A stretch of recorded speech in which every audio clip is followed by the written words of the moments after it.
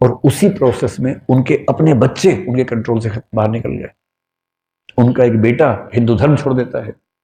आप में से कुछ ऐसे होंगे जिनके मन में अचानक शाम को आता हो, उसे देख लिया सीन, कोई आईएएस बना है, गली से निकला, खूब लोग ढिंडोरा मतलब डांस कर रहे हैं उसके आगे पीछे, भैया भैया भैया दीदी दीदी कर रहे हैं, आप साथ से निकले, किसी ने धक्का दे दिया आपको और आपको लग रहा है कि यार ये क्या हो रहा है, हमें कोई पूछ ही नहीं रहा। और इनको देखो मिला लगा हुआ इनके आसपास, तो किससे पूछा आपने क्या मिला है भाई, किसने बताया कि आईपीएस बने इस बार, आईपीएस। आपको लगा अच्छा तो हम भी बनेंगे अब तो, अगर आईपीएस बनने से इतना सम्मान मिलता है तो हम भी बनेंगे। ये एक मोटिव आपको मिल गया, एक ड्राइव आपको मिल गई।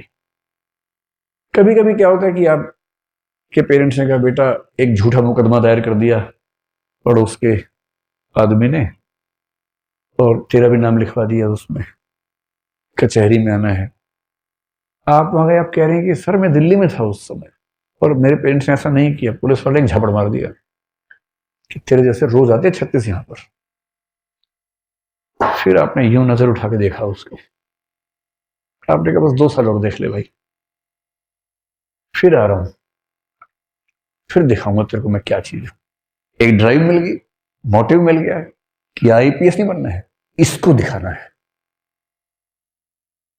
लेकिन क्या होता है कि ऐसी चीजों से आपको ना 1 दिन 2 दिन 4 दिन 7 दिन तक जोश रहता है, बहुत जोश।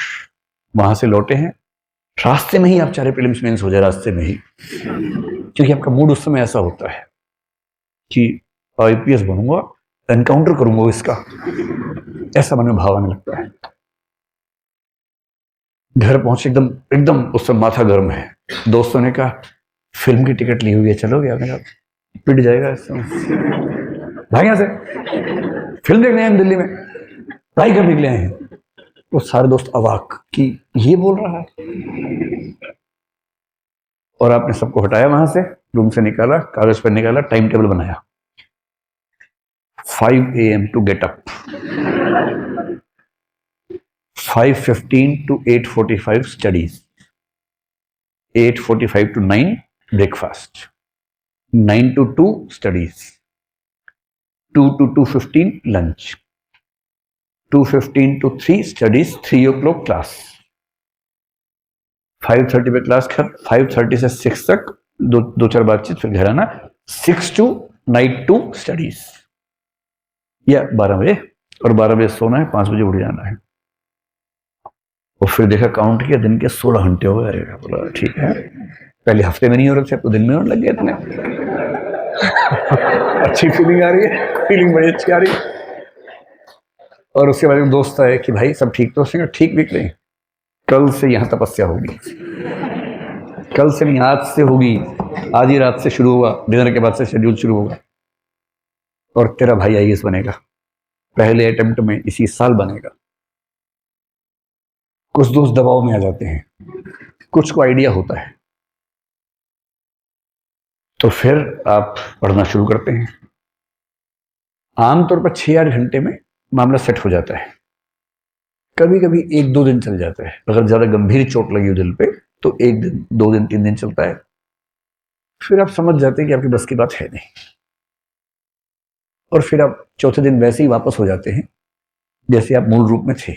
ये तुरंत मिलने वाले फल नहीं है, लो हैंगिंग फ्रूट्स नहीं है, ये फल नीचे टंगे हुए उसलिए खा लिया, ऐसा नहीं, बहुत ऊंचे टंगे हुए फल हैं, समय लगता है।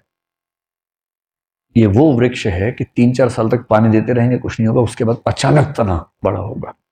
और महात्मा गांधी के साथ भी देखिए, 1915 के आसपास वो व्यक्ति सफल होकर, ब्रिटेन से पढ़ा हुआ है, बैरिस्टर है, साउथ अफ्रीका में एक मूवमेंट किया, वहां सफल हो गए, अब तो पढ़ चुका है भारत में, भारत में आ गया है, वहां सफलता का स्वाद भी उनको लगा हुआ है, उनको भरोसा है कि यहां कुछ हो जाएगा। उम्र उनकी उस समय 45 साल के आसपास है, यानी व्यक्ति मैच्योर भी है, ऐसा नहीं कि वो बचपना कर रहा है, एक मैच्योर एज में भारत पहुंचे।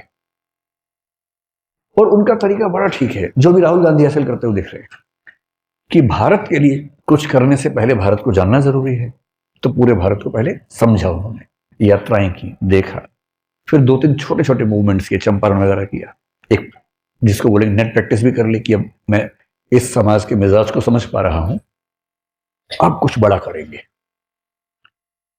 और वहां से खिलाफत को अगर न भी केंद्र में रखें, असहयोग आंदोलन हम कह सकते हैं कि बड़ा एक उनका प्रयास है।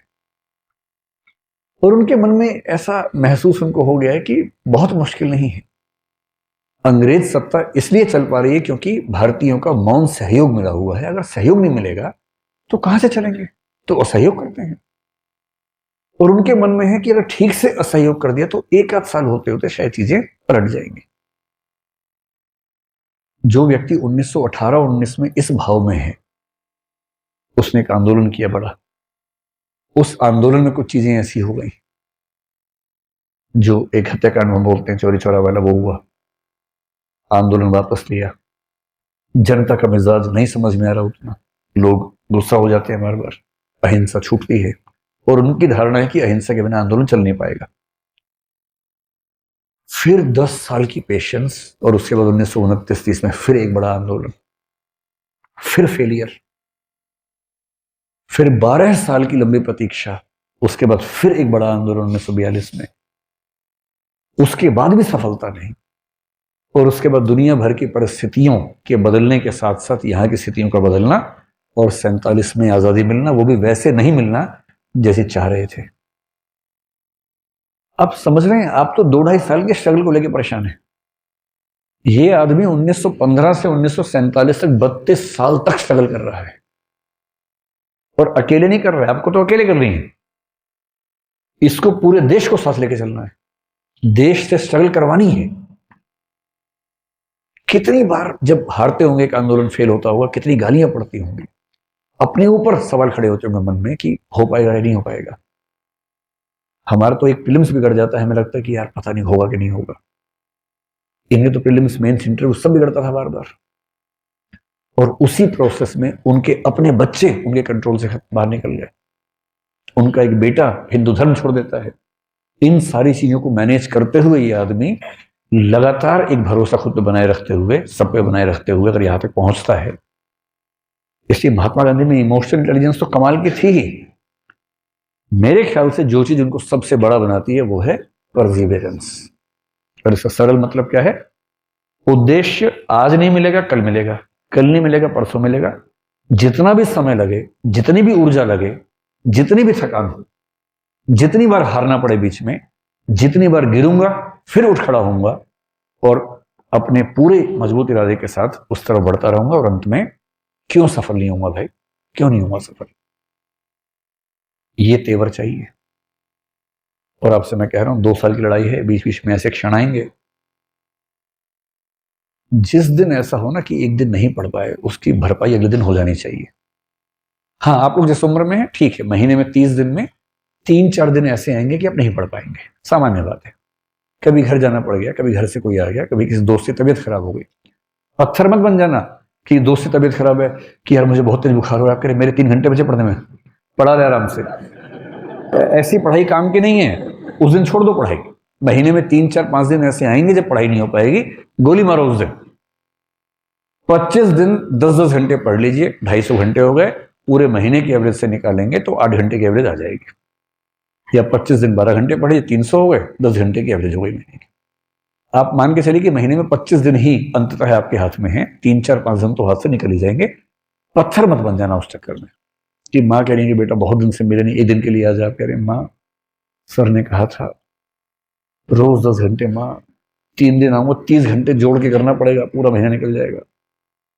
तो माँ समझ लो कि मैं भगवान राम की तरह वनवास में हूं, डिस्टर्ब मत करो माँ, एकदम डिस्टर्ब मत करो, आप बहुत परेशान करती हो माँ।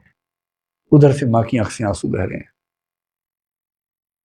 ये ड्रामा मत करना, है ना। सफलता थोड़ी सी लेट मिले ठीक है, सबके साथ मिले ये जरूरी है, सबका दिल दुखा के मिले उसकी कोई कीमत नहीं है। बाद में आप खुद समझेंगे कुछ बचेगा ही नहीं, आईएएस बन जाएंगे उससे कोई पूछेगा ही नहीं, बस सारे वही पूछेंगे जो आपकी ताकत से डरते हैं कि आईएएस से सब सलाम ठोकेंगे। मन में क्या आवाज आ रही है ना, उसकी वैल्यू ज्यादा है। अगर सलाम ठोकते हुए मन करना इसके लिए मैं जान दे सकता हूं तो मजा है। और यह है कि बेटा कुर्सी से उतर एक बार, तब बताओ। सलाम तो मिल रहा है लेकिन वैल्यू नहीं है उसकी।